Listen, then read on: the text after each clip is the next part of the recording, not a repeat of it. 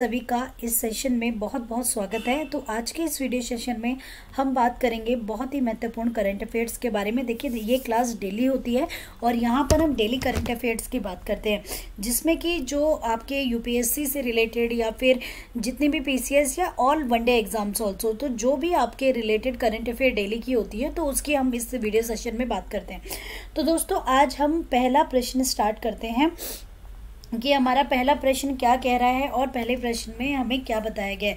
तो याद रखिएगा दोस्तों, ये सभी एग्जाम्स के लिए है, क्योंकि करंट अफेयर एक ऐसी चीज़ है जो आपको सभी सपोर्टेड एग्जामों में एक सपोर्ट सिस्टम का काम करती है। ठीक है, तो वही सपोर्ट सिस्टम के बिहाफ पे आज की हम ये क्लास चला रहे हैं। ठीक है, तो उम्मीद करती हूँ कि आपको ये समझ आएगा। तो चलिए स्टार्ट कर लेते हैं दोस्तों कि सबसे पहले यहाँ हमारा सवाल ये आ रहा है,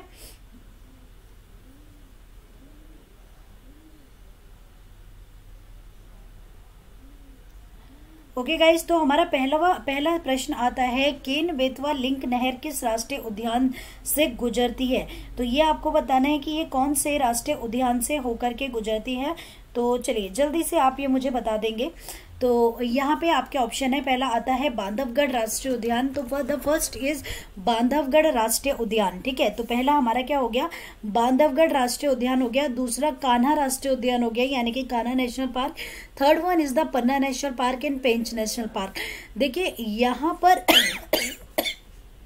जो करेक्ट आंसर हो जाएगा वो पन्ना नेशनल पार्क इसका सही उत्तर हो जाएगा। तो दोस्तों मैं आपको बता दूं, पन्ना नेशनल पार्क जो ये पड़ता है ये उत्तर मध्य प्रदेश में पड़ता है। ठीक है, तो याद रखिएगा उत्तर मध्य प्रदेश में ये बेसिकली पड़ता है,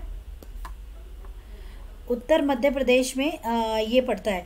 ठीक है, तो ये यहाँ से होकर के गुजरती है। एक और क्वेश्चन है कि कूना नेशनल पार्क, जो कूना नेशनल पार्क है ये कहाँ पे पड़ता है। तो ये भी मध्य प्रदेश के अंदर पड़ता है। बांधवगढ़ राष्ट्रीय उद्यान भी मध्य प्रदेश के अंदर पड़ता है। ठीक है, तो ये कूना नेशनल पार्क यहाँ से पड़ता है। और ये जो केन बेतवा लिंक नहर है ये इन बिटवीन होकर के गुजरती है, कहाँ से, पन्ना नेशनल पार्क के वहां से ये होकर के गुजरती है। तो ये आपको याद रखना है कि ये लिंक नहर कहाँ से होकर के गुजरती है। तो दोस्तों यहाँ पे लिखा भी हुआ है कि केन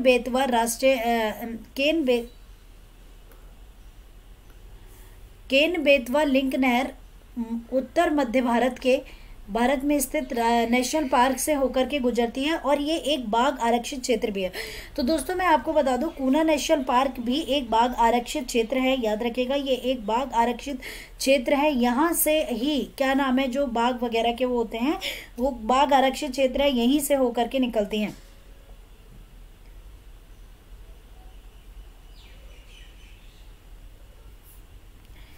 ओके गाइस, तो वेल आई होप कि आपको यहाँ पे ये सारी चीज़ें समझ आ गई होंगी। तो थोड़ा सा हम और आगे बढ़ेंगे, पर उसके पहले हमें कुछ यहाँ पर कुछ हमें फैक्ट्स भी पता होने चाहिए कि यहाँ पर बेसिकली क्या क्या है। ठीक है, तो यहाँ पे याद रखिएगा, अगर मैं आपसे बात करूँ तो खजुराहो का मंदिर भी उत्तर प्रदेश में पड़ता है। ठीक है, तो ये खजुराहो का जो मंदिर आप इसे कहते हैं, तो खजुराहो का जो मंदिर है ये यहाँ पे पड़ता है। ठीक है, तो इसके लिए बहुत ही ज़्यादा फेमस है। ठीक है, और पंचमढ़ी की पहाड़ियाँ भी यहाँ पड़ती हैं। ठीक है, तो ये भी आपसे कभी पूछ सकता है कि पंचमढ़ी की पहाड़ियाँ यहाँ पे पड़ती है। और नर्मदा नदी यहाँ की सबसे लंबी नदी है। तो ये भी याद रखिएगा, जो नर्मदा नदी है वह यहाँ की क्या है, सबसे बड़ी लंबी नदी है। ठीक है, तो सबसे लंबी नदी यहाँ पे कौन सी है, नर्मदा नदी। इवन पता है नर्मदा नदी को लाइफलाइन ऑफ गुजरात भी कहा जाता है। ठीक है, तो यहाँ याद रखिएगा लाइफलाइन ऑफ गुजरात के नाम से भी नर्मदा नदी जानी जाती है। इवन ये नर्मदा नदी पानी की आपूर्ति को, वाटर की जो सप्लाई है उन दोनों जगहों में पूरी करने का काम करती है नर्मदा नदी। ठीक, तो ये याद रखेंगे। इसके यहाँ कुछ बहुत ही इंपॉर्टेंट जनजातियां भी हैं जो आपको पता होना चाहिए कि यहाँ की मुख्य जनजातियां कौन कौन सी हैं। तो ये आपको जरूर पता होना चाहिए दोस्तों। तो याद रखिएगा, इसमें आपकी जो प्रमुख जनजाति आती है, एक तो है गोंड। ठीक है, एक प्रमुख जनजाति में आती है इसमें गोंड।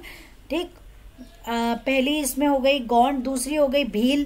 ठीक है, गौंड जनजाति यहाँ की है, भील जनजाति यहाँ की है, इसके बाद बागिया जनजाति भी यहीं पे पड़ती है। ठीक है, तो बागिया जनजाति है यहाँ की, इसके बाद भादिया जनजाति यहाँ पे पड़ती है। ठीक है, तो बागिया हो गई, भादिया जनजाति हो गई, धार, कौल, ठीक है, तो ये सारी जनजातियां यहीं की हैं। ठीक है, धार हो गई, कौल हो गई, इसको आप नोट कर लें, that is very very important for your exam point of view guys. ठीक है, कौल हो गई, तो ये जनजातियां यहाँ पे होती हैं। और यहाँ पर आदिवासियों की लगभग, इनकी जो टोटल जनसंख्या है उसके 21% एरिया में यहाँ पे आदिवासी जनजातियां मतलब रहती हैं। ठीक है, तो ये याद रखेंगे। ठीक, तो याद रखिएगा। और मध्य प्रदेश जो है ये सबसे बड़ा हीरे का भंडार भी है। यहाँ पे हीरे का भंडार है ना, जिसमें बैतूल में 11 मेट्रिक टन ग्रेफाइट का भंडार पाया जाता है। ठीक है, तो यहाँ का एक जिला है जिसका नाम है बैतूल। ठीक है, तो ये भी याद रखिएगा, यहाँ का एक जिला है बैतूल, यहाँ 11 मेट्रिक, याद रखिएगा, यहाँ पे 11 मेट्रिक टन ठीक है ग्रेफाइड आपको मतलब पाया जाता है। तो ये कहीं ना कहीं हीरे का शहर भी इसे कहते हैं। ठीक है, Madhya Pradesh also known as the city of diamonds. ठीक है, तो आप इसे सिटी ऑफ डायमंड्स के नाम से भी जानते हैं। ठीक है गाइस, तो आपको यहाँ पे ये बात क्लियर हो गई होगी और आई थिंक सभी को क्लियर होगा। और यार यहाँ याद रखिएगा, मध्य प्रदेश में कोई भी समुद्र तट नहीं पाया जाता। ठीक है, तो ये भी याद रखिएगा। सांची का महान स्तूप भी मध्य प्रदेश के अंदर है। ठीक है, तो सांची स्तूप जिसकी हम बात करते हैं, तो ये भी मध्य प्रदेश के अंदर ही पाया जाता है। आई मीन वहीं पर है। ओके गाइज, तो वेल आई होप कि आपको ये सारी चीजें क्लियर हो गई होंगी।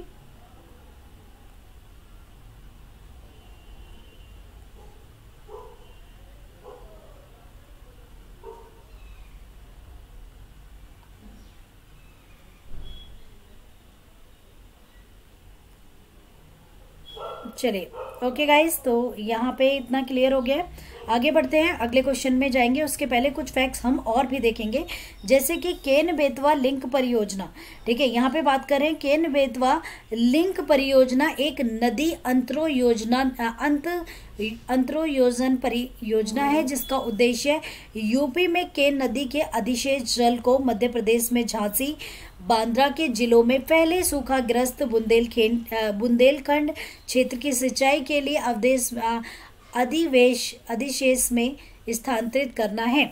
यहाँ पे याद रखिएगा, ललितपुर और यूपी के महोबा जिले और मध्य प्रदेश के टीकमगढ़, पन्ना और छतरपुर जो है, छतरपुर, ये यहाँ के बेसिक जिले हैं। और केन बेतवा नदी मध्य प्रदेश में उत्पन्न होती है और यमुना की एक सहायक नदी है। ये भी बहुत इंपॉर्टेंट है कि किसकी सहायक नदी है, ये यमुना की एक सहायक नदी है। और ये कहाँ से मतलब इसका ओरिजिनेट होता है, तो ये मध्य प्रदेश से इसका ओरिजिनेट होता है और ये आपको यमुना की सहायक नदी है। तो केन यूपी के, ठीक है, तो ये यूपी के बांदा जिले के, यूपी के हमीरपुर, याद रखिएगा, जिले में यमुना के साथ मिलती है। बेतवा नदी पे राजघाट, पसरीचा और मटीला बांध है। ठीक है, तो याद रखिएगा, इनके ऊपर जो बांध बंधे हुए हैं उनका नाम क्या है, तो बेतवा नदी पे जो टोटल नंबर ऑफ बांध हैं वो 3 बांध बंधे हुए हैं और जिनका नाम है राजघाट, पसरीचा और मटीला। ठीक है, तो ये याद रखेंगे, राजघाट, पसरीचा और मटीला। साथ ही यहाँ पर केन नदी पन्ना बाग आरक्षित होकर से गुजरती है, मतलब कि ये एक बाग आरक्षित क्षेत्र भी है।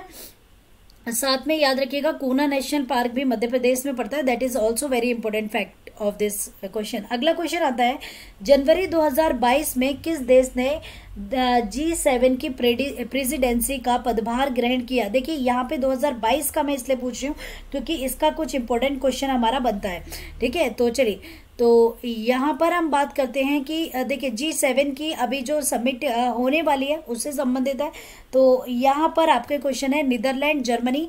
ठीक है, तो पहला आता है कि नीदरलैंड, जर्मनी, ऑस्ट्रेलिया या फ्रांस। तो करेक्ट आंसर जो हो जाएगा वो हो जाएगा यहाँ पे जर्मनी। ठीक है, तो जर्मनी ने इसकी प्रेसिडेंसी संभाली थी। तो यहाँ लिखा भी है 1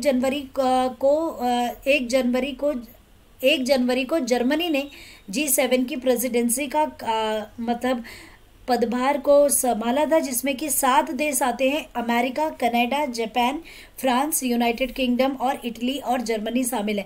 ठीक है, 7 ग्रुप का एक ग्रुप बना दिया गया है जो इनके इकोनॉमिक सपोर्ट के लिए जरूरी है, जो इन्हें आपस में इकोनॉमिक सपोर्ट देता है। ठीक है, जून 2021 के शिखर सम्मेलन में G7 नेताओं ने 2.3 बिलियन वैक्सीन खुराक वितरित करने पर सहमति व्यक्त की थी। और कोवैक्स टीकाकरण गठबंधन में जर्मनी द्वारा मतलब जर्मनी ने सबसे बड़ा योगदान इसके अंदर दिया था। ठीक है, तो ये हम याद रखेंगे।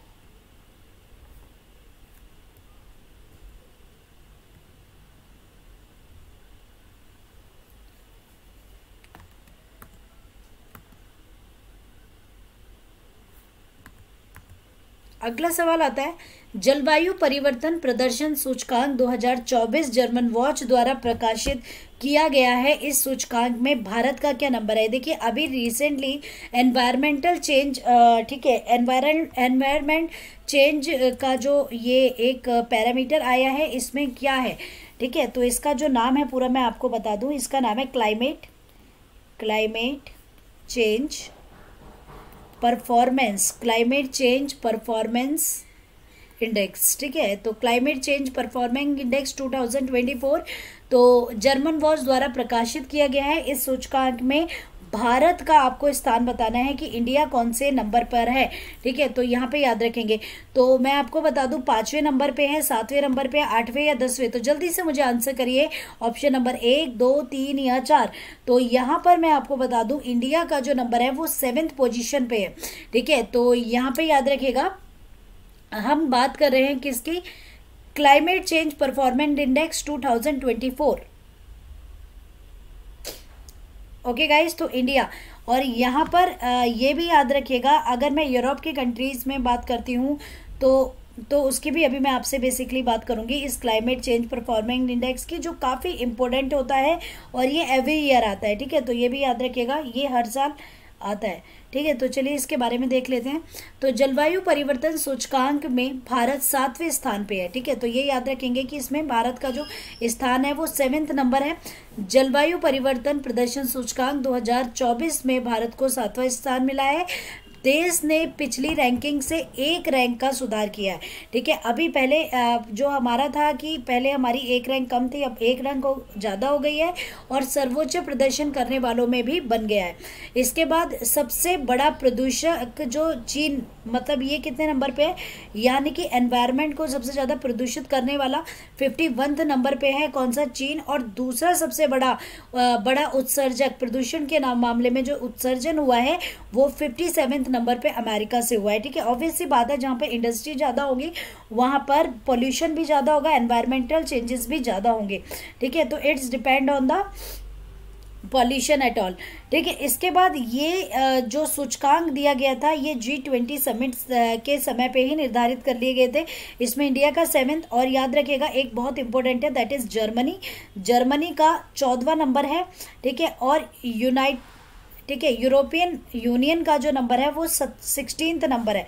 ठीक है, तो ये याद रखेंगे। आप लोगों से मेरा सवाल ये है कि आप मुझे ये बताइए कि पहले नंबर पे कौन सी कंट्री है।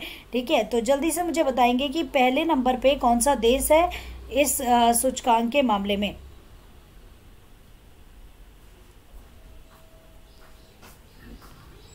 ओके गाइस, तो यहाँ पर मैं आपको बता दूं इसमें 3 रैंक तक किसी को मिला ही नहीं है। ठीक है, 3 रैंक इसके ब्लैंक रखे गए हैं। इसके बाद 4थे नंबर से इसकी रैंकिंग स्टार्ट हुई, जिसमें कि डेनमार्क को 4th नंबर मिला, और 5वें नंबर पे एस्टोनिया को 5वां नंबर था। इसमें फिलीपींस का जो नंबर था वो कौन सा था? फिलीपींस जो है वो 6th नंबर पे, एंड 7th नंबर पे इंडिया। ठीक है, 7वें नंबर पे इंडिया। 8वें नंबर पे इसमें मैं आपको टॉप 10 बता देती हूँ। 8वें नंबर पे नीदरलैंड था। ठीक है, ये भी याद रखेंगे, 8वें नंबर पे जो है वो नीदरलैंड है। 9वीं रैंक जो मिली वो मोरक्को को मिली। ठीक है, तो ये भी याद रखेगा, मोरक्को को मिली थी 9th रैंक। ठीक, इसके बाद 10th रैंक जो मिली वो स्वीडन को मिली थी। स्वीडन से मुझे याद आ गया, हमारे देश जो नोबेल पुरस्कार दिए जाते हैं इसमें पीस का, शांति पुरस्कार जो दिया जाता है स्वीडन को में दिया जाता है, बाकी जितने भी दिए जाते हैं वो नॉर्वे में दिए जाते हैं। ओके, तो ये याद रखेंगे। इसके बाद बाकी हमने बात कर ही ली है कि यूरोपियन यूनियन को कितना मिला है। और अगर मैं पाकिस्तान की बात करूं तो पाकिस्तान इस मामले में 30वें नंबर पे, यानी कि 30th।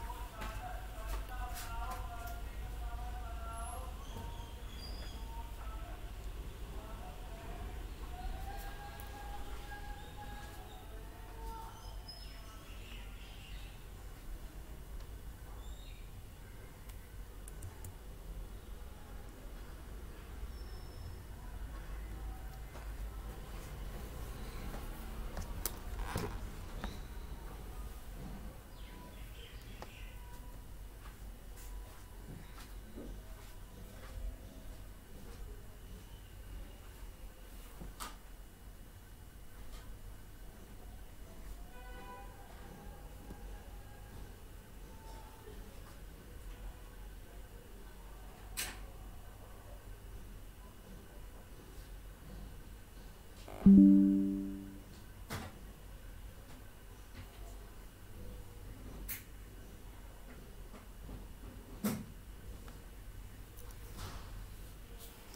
गाइज, तो इस मामले में जो पाकिस्तान है इसका जो रैंक है वो 30वें नंबर पे है। ठीक है, तो यहाँ पे याद रखेंगे।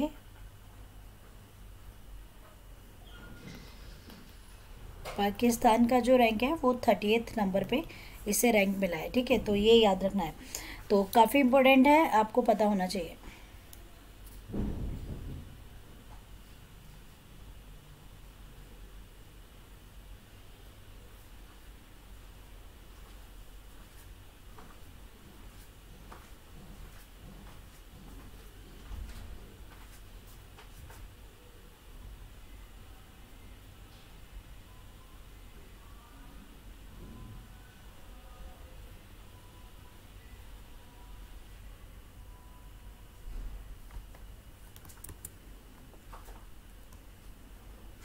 स्वीडन को मिली थी, और स्वीडन से मुझे याद आ गया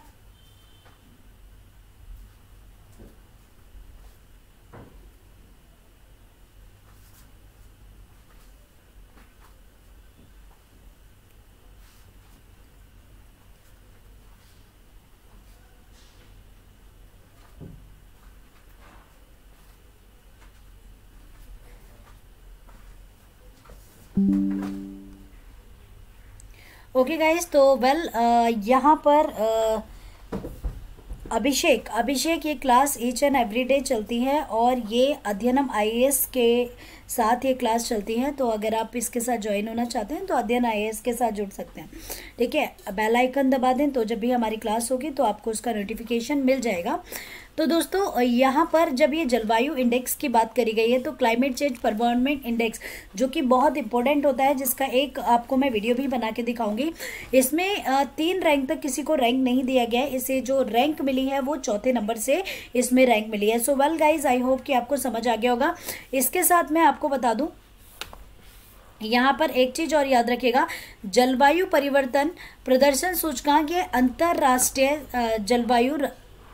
अंतर्राष्ट्रीय जलवायु राजनीति में पारदर्शिता को बढ़ाने के लिए जर्मन पर्यावरण और विकास संगठन जर्मन वॉच द्वारा डिजाइन की गई एक स्कोरिंग प्रणाली है। ठीक है, तो ये बस इसलिए बनाई गई है ताकि जो एनवायरमेंटल चेंजेस आ रहे हैं उनके बारे में पता लगाया जा सके कि क्या क्या एनवायरमेंटल चेंजेस आ रहे हैं और किन एनवायरमेंटल चेंजेस को इम्प्रूव करने की जरूरत है, उसके लिए इसको बनाया गया है। So well, I hope guys कि आपको यहाँ पर ये समझ आएगा। तो हमारा अगला प्रश्न क्या आता है, उससे पहले हम ये भी बता दूं कि इसे पहली बार 2005 में प्रकाशित किया गया था, और इसका याद रखिएगा यह प्रति वर्ष होता है। ठीक है, तो प्रति वर्ष इसे जलवायु परिवर्तन सम्मेलन के रूप में आप इसे जानते हैं, जो प्रति वर्ष संयुक्त राष्ट्र मतलब ये अलग अलग देशों में होता है, तो हर साल होता है। जर्मन वॉच, न्यूक्लिमाइड इंस्टीट्यूट और क्लाइमेट एक्शन नेटवर्क इंटरनेशनल के सहयोग से बार्थल फाउंडेशन और वित्तीय सहयोग से सूचकांक प्रदर्शित किए जाते हैं। सूचकांक में जो कंट्रीज शामिल की गई हैं उसमें 63 देशों और यूरोपियन संघ का मतलब वो मूल्यांकन किया गया है, जिसके बारे में मैंने अभी आपको बताया था। इसमें जो ग्रीन हाउस गैस है, ठीक है, तो उसकी भी यहाँ पे बात की जाती है। तो वेल गाइज, आई होप कि यहाँ पे समझ आ गया होगा आपको। अगला प्रश्न आता है, कभी कभी समाचारों में आने वाले पद व्यापारी छूट दर यानी कि मर्चेंट डिस्काउंट रेट को निम्नलिखित में से कौन सा सबसे सही स्पष्ट करता है, यानी कि आपकी नजर में मर्चेंट डिस्काउंट रेट क्या है या फिर व्यापारी छूट दर क्या है। तो पहला ऑप्शन आता है, यह किसी बैंक द्वारा किसी व्यापारी को उस दर के डेबिट कार्ड के माध्यम से भुगतान स्वीकार करने के लिए दिया जाने वाला प्रोत्साहन है। यानी कि यह किसी बैंक द्वारा किसी व्यापारी को उस बैंक के डेबिट कार्ड के माध्यम से भुगतान स्वीकार, जब भी कोई पेमेंट होती है तो उसके लिए जो भी एक डिस्काउंट दिया जाता है। कई बार क्या होते हैं, कुछ अट्रैक्टिव ऑफर दिए जाते हैं कि आप अमेजोन से इतनी की शॉपिंग करेंगे तो आपको 25% डिस्काउंट मिल जाएगा। तो बेसिकली उसे हम व्यापारी छूट दर कहते हैं। दूसरा आता है, यह बैंकों द्वारा अपने ग्राहकों को वस्तु और सेवाओं के क्रय हेतु वित्तीय लेन देन के लिए डेबिट कार्ड का प्रयोग करने पर वापस दी जाने वाली राशि है, ठीक है। तो यानी कि ये एक अमाउंट है, जब आप कुछ भी खरीदारी करते हैं तो उसके बावजूद जो अमाउंट दी जाती है वो अमाउंट है। यह बैंक द्वारा किसी व्यापारी पर अपने ग्राहकों के डेबिट कार्ड से भुगतान लेने पर लगाया जाने वाला शुल्क है, ठीक है। तो अगर ये बैंकों द्वारा लगाया जाता है कि कोई भी व्यापारी अगर उसको यूज़ कर रहा है तो उसके लिए उसे एक चार्ज देना पड़ेगा। ये सरकार द्वारा व्यापारियों पर अपने ग्राहकों से पॉइंट ऑफ सेल मशीनों और डेबिट कार्ड के माध्यम से डिजिटल भुगतान को बढ़ावा देने के लिए दिए जाने वाला प्रोत्साहन है। तो जल्दी से मुझे आंसर करेंगे कि इसका करेक्ट आंसर क्या हो जाएगा। तो option number A, option number B, C या डी, यानी कि 1 2 3 4 में से क्या इसका करेक्ट आंसर होगा। सो प्लीज गाइस जल्दी से आंसर करें कि इसका सही उत्तर क्या हो जाएगा।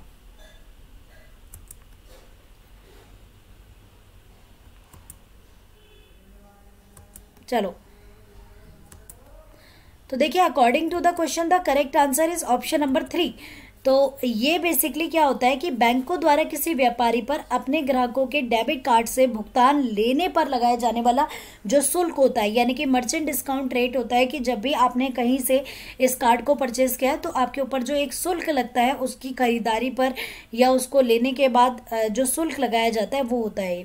तो व्यापारी छूट दर एक शुल्क है जिसे व्यापारियों को अपने व्यवसाय की समग्र लागतों का प्रबंध करते समय विचार करना चाहिए, ठीक है। अगर वो जितनी आपकी लिमिट है उससे ज़्यादा आप वो करेंगे तो आपके ऊपर एक पर्टिकुलर शुल्क लगा दिया जाता है, जिसके बारे में मैंने कल के वीडियो सेक्शन में भी बहुत ज़्यादा बात की हुई है।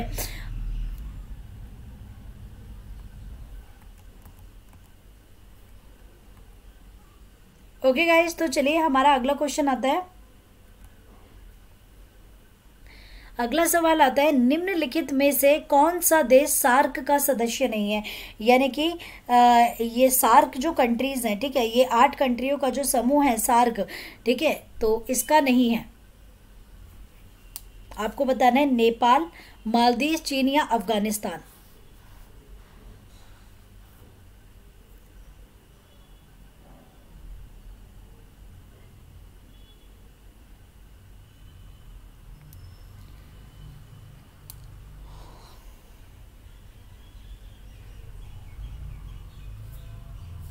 ओके, तो मैं आपको सबसे पहले सार्क की फुल फॉर्म बता दूं। इसकी फुल फॉर्म होती है south Asian association, south Asian association for regional corporation, ठीक है। इसकी फुल फॉर्म क्या होती है? South Asian association for regional corporation इसकी फुल फॉर्म होती है। तो इसमें से कौन सा सदस्य नहीं है? नेपाल, मालदीव, चीन या अफगानिस्तान। तो दोस्तों इसमें चीन जो है इसका सदस्य नहीं है। इसके लिए आप एक इसे ट्रिक से याद कर सकते हैं। एक छोटा सा ट्रिक होता है, इसे MBBS पेन, तो आप इसे इस तरीके से याद कर सकते हैं। देखिए MBBS करने में पेन तो होता ही है भैया, ऑब्वियस सी बात है, इतनी बड़ी डिग्री है और इतनी टफ डिग्री है, तो जब आप इसे करेंगे तो पेन तो हो गई। तो आप इसे एक ट्रिक से याद कर सकते हैं। इनके 8 कंट्रीज टोटल होती हैं और उन 8 कंट्रीज को याद करने के लिए मैंने आपको एक ट्रिक दिया, that is a MBBS pen. M for क्या हो गया? मालदीव्स हो गया, M फॉर मालदीव्स हो गया, B फॉर भूटान हो गया, B फॉर क्या हो गया? भूटान। अगला जो नेक्स्ट भी है इसका मतलब हो गया बांग्लादेश, ठीक है, तो इसका मतलब हो गया बांग्लादेश। S फॉर आपका क्या हो गया? यहाँ पे याद रखेंगे, S फॉर हमारा श्रीलंका हो गया, S for Sri Lanka, S for Sri Lanka. P for Pakistan, A for Afghanistan, याद रखेंगे A फॉर क्या हो गया? अफगानिस्तान हो गया। I for India, I for India and N for Nepal, ठीक है। तो आप इसे इस तरीके से याद रख सकते हैं, MBBS पेन, तो ठीक है। तो मालदीव, बांग्लादेश, भूटान, श्रीलंका, पाकिस्तान, अफगानिस्तान, इंडिया और नेपाल, ये 8 कंट्रीज होती हैं जो सार्क के सदस्य देश हैं, ठीक है। तो सार्क के सदस्य देश कितने हैं? टोटल 8 सदस्य देश हैं, जिसमें कि चीन इसका सदस्य देश नहीं है। इसकी फुल फॉर्म अगर आपसे पूछ ली जाए तो फुल फॉर्म क्या है? South Asian association for regional corporation. तो सार्क दक्षिण एशियाई क्षेत्रीय सहयोग संगठन है और एक क्षेत्रीय अंतर सरकारी संगठन है। और इसके सदस्य देश मैंने आपको बता ही दिए कि इसमें कौन कौन से सदस्य देश आएंगे। तो आप इसे एक ट्रिक के द्वारा भी इसे याद कर सकते हैं कि भाई इस ट्रिक के द्वारा हम इसे लर्न कर सकते हैं। ओके, अगला क्वेश्चन क्या आता है हमारा? ओके फाइन गाइज, तो वेल आई होप कि आपको यहाँ पे समझ आ गया होगा। तो चलिए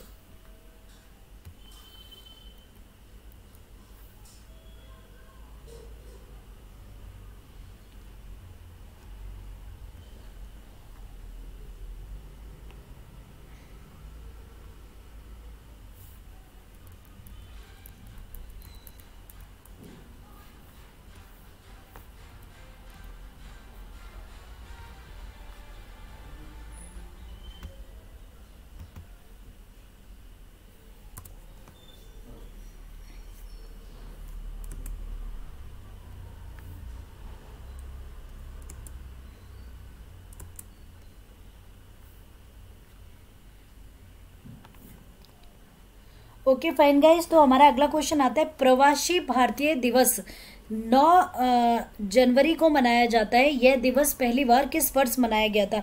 देखिए प्रवासी माइग्रेंट, ठीक है, माइग्रेशन डे जो होता है ये किस दिवस मतलब किस दिन मनाया जाता है? तो ये 9 जनवरी को मनाया जाता है। अभी करंट में आज कितनी तारीख हो गई? 6 जनवरी है, 2-3 दिन के बाद है।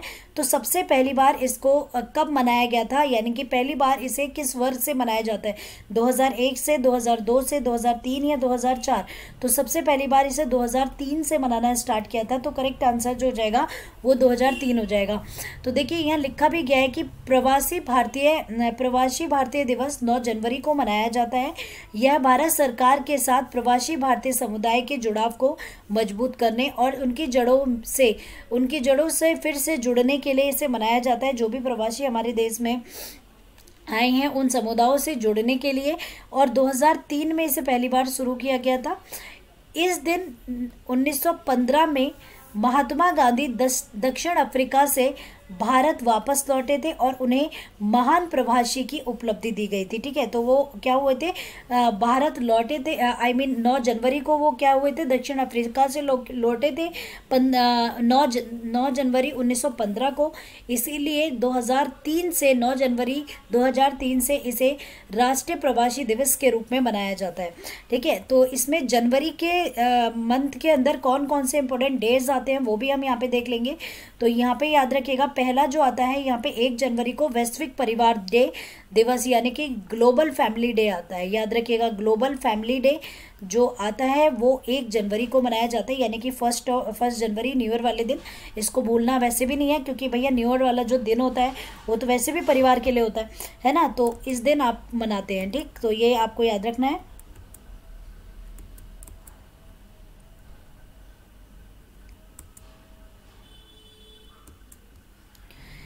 इसके बाद दूसरा आता है 4 जनवरी। तो ये विश्व ब्रेल डे के दिवस के रूप में मनाया जाता है, यानी कि वर्ल्ड ब्रेल डे, यानी कि जो ब्लाइंड पीपल्स होते हैं उनकी जो एक लिपि होती है, उनकी जो लैंग्वेज होती है, उसके लिए ये दिन मनाया जाता है, यानी कि 4 तारीख को। 6 जनवरी को युद्ध अनाथों का विश्व दिवस मनाया जाता है। ठीक है, तो अनाथों का जो मतलब युद्ध में के दौरान जो भी अनाथ हुए थे उनके लिए मनाया जाता है 6 जनवरी, जो कि करंट में आज ही है। इसके बाद 8 जनवरी को अफ्रीका राष्ट्रीय कांग्रेस डे मनाया जाता है। अफ्रीकी राष्ट्रीय कांग्रेस डे 8 जनवरी को मनाया जाता है। 10 जनवरी को वर्ल्ड हिंदी डे मनाया जाता है। ठीक है, तो याद रखिएगा that is world Hindi day. ठीक है, हिंदी डे की मतलब वो है हमारे देश में अधिकतर होती है, तो वर्ल्ड हिंदी डे जो मनाया जाता है वो 10 जनवरी को मनाया जाता है। Correct guys. इसके बाद 11 जनवरी को जो मनाया जाता है, लाल बहादुर शास्त्री जी की पुण्यतिथि होती है 11 जनवरी की। ठीक है, तो इनकी पुण्यतिथि है। इसके बाद नेशनल यूथ डे जो मनाया जाता है वो 12 जनवरी को मनाया जाता है। अगला आता है राष्ट्रीय युवा दिवस, ये 12 जनवरी को मनाया जाता है। 15 जनवरी को राष्ट्रीय सेना दिवस यानी कि इंडियन आर्मी डे मनाया जाता है 15 जनवरी को। ठीक है, तो ये भी याद रखेंगे, इंडियन आर्मी डे कब मनाया जाता है? 15 जनवरी को। देखिए इससे हम इन्हें याद भी कर सकते हैं। इसके बाद अगला जो आता है नेक्स्ट वन, 23 जनवरी को नेताजी सुभाष चंद्र बोस दिवस आता है, जयंती आती है उनकी। ठीक है, इसके बाद 24 जनवरी को राष्ट्रीय बालिका दिवस। ठीक है, तो डॉटर्स डे आता है, नेशनल डॉटर डे जो होता है वो इस दिन होता है। अगला आता है 25 जनवरी को राष्ट्रीय मतदाता दिवस आता है, यानी कि नेशनल वोटिंग डे। आपका वोटिंग डे जो होता है वो 25 जनवरी को। और राष्ट्रीय पर्यटन दिवस, नेशनल टूरिज्म डे भी आपका 25 जनवरी को आता है। 26 जनवरी को हम सभी को पता है हमारा रिपब्लिक डे आता है, यानी कि गणतंत्र दिवस तो आता ही है। अंतर्राष्ट्रीय सीमा शुल्क दिवस भी आता है, यानी कि इंटरनेशनल जो टेरिटरी टेरिटरी ड्यूटी डे होता है वो भी आता है। 28 जनवरी को लाला लाजपत राय जी की जयंती आती है। लाला लाजपत राय जी का हम सभी को पता है कि हमारी स्वतंत्रता प्राप्ति में उनका भी एक बहुत बड़ा योगदान रहा है, तो ये 25 जनवरी को आता है। इसके बाद 30 जनवरी को इस दिन शहीद दिवस आता है। विश्व कुष्ठ उन्मूलन दिवस आता है, यानी कि जनवरी का जो अंतिम रविवार दिवस होता है, ठीक है, जो कुष्ठ रोग होता है उसको खत्म इरिडिक्शन के लिए ये दिवस मनाया जाता है। ठीक है, तो यहाँ पे याद रखेंगे। ठीक, ये सभी डे आपको याद रखने हैं, काफ़ी इंपॉर्टेंट डेज हैं। ठीक है, तो इसको भूलना तो बिल्कुल भी नहीं है भैया। ठीक, कि भाई कैसे इनको याद रखना है हमें। चलिए अब हम थोड़ा सा और आगे बढ़ते हैं और अगले क्वेश्चन में जाएंगे। तो प्रवासी दिवस के बारे में हमने बात करी। अगला प्रश्न आता है,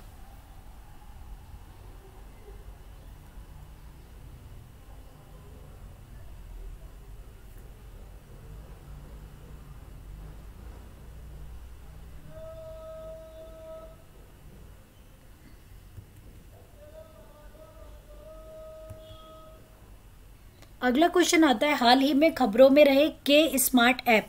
ठीक है, के स्मार्ट ऐप निम्नलिखित में से किस राज्य के द्वारा मतलब इसे लॉन्च किया गया? इसमें से कौन से राज्य ने इसे लॉन्च किया के स्मार्ट ऐप को? तो उत्तर प्रदेश में, केरल में, तमिलनाडु में या महाराष्ट्र में? ठीक है, तो यहाँ पे याद रखेंगे के स्मार्ट ऐप को उत्तर प्रदेश, केरल, तमिलनाडु या महाराष्ट्र है। तो ये केरल के द्वारा किया गया था, तो करेक्ट आंसर हो जाएगा केरल। ठीक, तो केरल के स्मार्ट ऐप।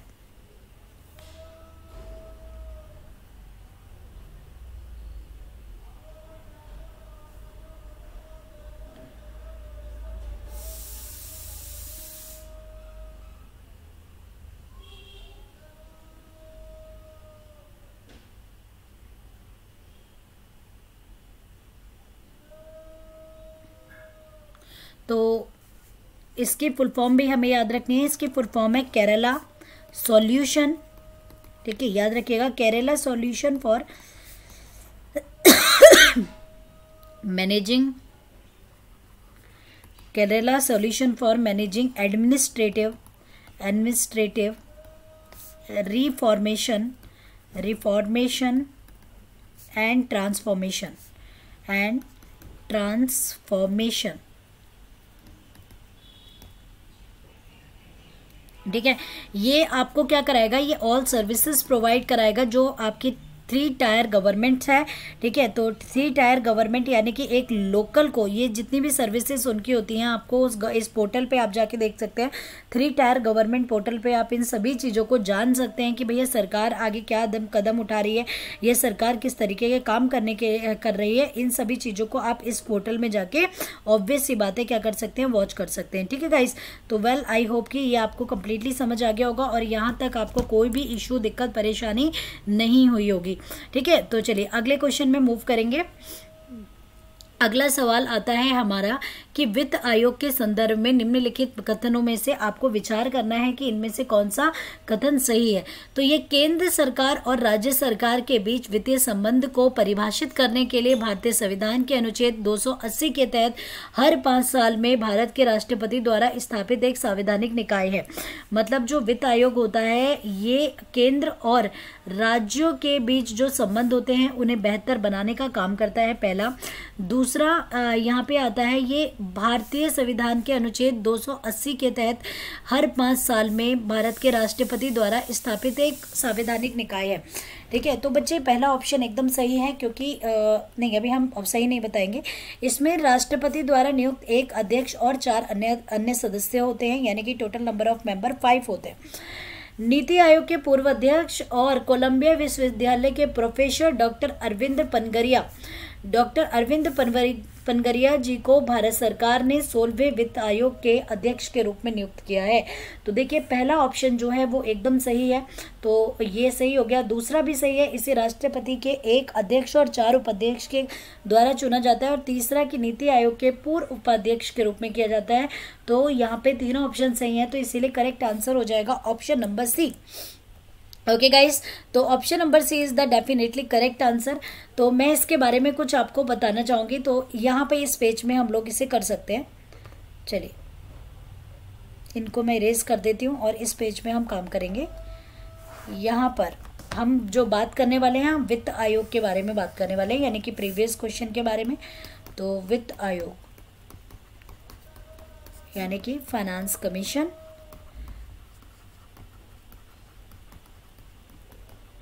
ओके गाइस, तो यहाँ पे याद रखिएगा, यहाँ पे ये एक कॉन्स्टिट्यूशनल बॉडी है। कैसी बॉडी है? Constitutional body. अब ये कॉन्स्टिट्यूशनल बॉडी क्या होती हैं? कॉन्स्टिट्यूशनल बॉडी वो सभी बॉडी होती हैं जिनमें मतलब दोज बॉडी,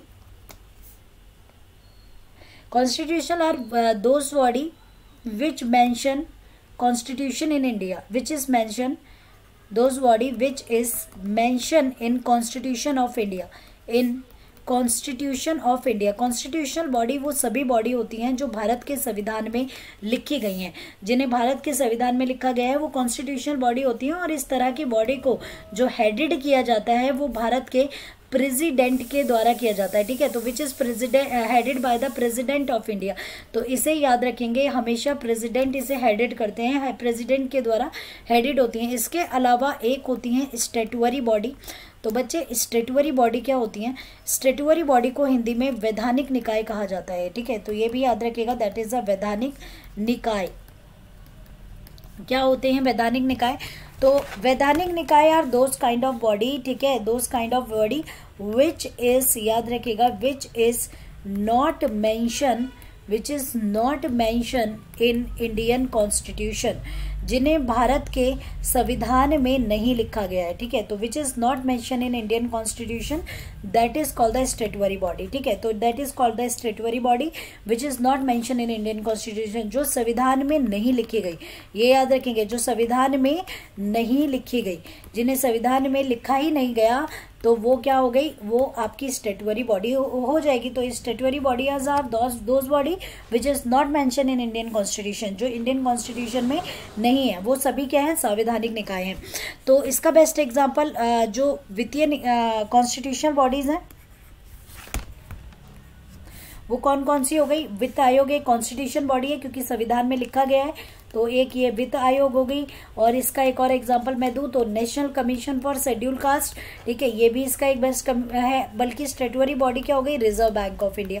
तो ये एक स्टैट्यूटरी बॉडी हो गई। याद रखिएगा, यहाँ पर जितनी भी कॉन्स्टिट्यूशनल बॉडीज होती हैं ये हमेशा हेडेड बाय द प्रेसिडेंट होती हैं, बल्कि स्टैट्यूटरी बॉडीज जो होती हैं वो हेडेड बाय द प्रेसिडेंट नहीं होती। Statutory bodies is always headed by the statutory bodies are always headed by the parliament of India, ठीक है। तो ये हमेशा याद रखेंगे, पार्लियामेंट ऑफ इंडिया जो जितनी भी होती है, इनकी जितनी भी अपॉइंटमेंट होंगी वो पार्लियामेंट के द्वारा होंगी, ठीक है। तो याद रखेंगे। यहाँ पे यहाँ क्वेश्चन बोला गया था कि ये कौन से अनुच्छेद के अंदर आती है। तो याद रखिएगा, वित्त आयोग जो बनता है ये भारतीय संविधान के अनुच्छेद 280 के तहत बनता है। इसका काम होता है केंद्र और राज्य के जो मध्य वित्तीय संबंध हैं उन्हें बेहतर बनाने का। इसके बाद इसमें राष्ट्रपति द्वारा नियुक्ति की जाती है और इसमें 4 सदस्य होते हैं, एक अध्यक्ष और 4 उपाध्यक्ष होते हैं। उपाध्यक्ष बोल रही हूँ, आई मीन सदस्य होते हैं। नीति आयोग जो होती है, नीति आयोग के जो अभी करंट में इसके अध्यक्ष चुने गए हैं अरविंद पनगड़िया जी को, डॉक्टर अरविंद पनगड़िया को चुना गया है। और डॉक्टर अरविंद पनगड़िया नीति आयोग के भी वाइस चेयरमैन रह चुके हैं। नीति की फुल फॉर्म होती है national institute for transforming India, ठीक है। तो ये याद रखेंगे, transforming India, national institute for transforming India. तो ये नीति आयोग के हैं, न्यू दिल्ली में इसका हेड ऑफिस पड़ता है, ये भी पता होना चाहिए। और 1 जनवरी 2015 को इसे प्लानिंग कमीशन की जगह पे बनाया गया था, ठीक है। तो ये भी याद रखेंगे, किसकी जगह पे बनाया गया था? इसे प्लानिंग कमीशन की जगह पे बनाया गया था। प्लानिंग कमीशन को 1950 में बनाया गया था बाय द पंडित जवाहरलाल नेहरू जी, ठीक है। तो पंडित जवाहरलाल नेहरू जी ने प्लानिंग कमीशन बनाया था। और पहली टोटल जो प्लानिंग्स बनी थी 12 प्लानिंग बनी थी, और लास्ट प्लानिंग थी आपकी 2012 से लेकर 2017 तक की। इसके बाद पहली प्लानिंग जो बनी थी वो कब बनी थी? वो 1951 से लेकर 1956 तक चली थी। ये भी आपको पता होना चाहिए कि कब से कब तक चली है, इस तक चली थी। इसके बाद ये जो प्लानिंग थी ये एक मॉडल पर आधारित थी जिसका नाम था हेरोड डॉमर मॉडल। ओके, तो ये किस पे आधारित थी? ये एक मॉडल पे आधारित थी, हेरोड डॉमर मॉडल पे, जो कि एग्रीकल्चर पर बेस्ड थी, ठीक है। तो किस पर बेस्ड थी? ये एग्रीकल्चर पे। So well, I hope guys कि आपको ये सारी चीज़ें डेफिनेटली समझ आ गए होंगे। और किसी को इसमें कोई भी दिक्कत परेशानी यानी क्वेश्चन एंड क्वायरीज, तो प्लीज़ टेल मी कि मैम नहीं समझ आया and that's a question and queries, तो please tell me. Okay guys, तो ये आपको क्लियर हो जाना चाहिए आई थिंक।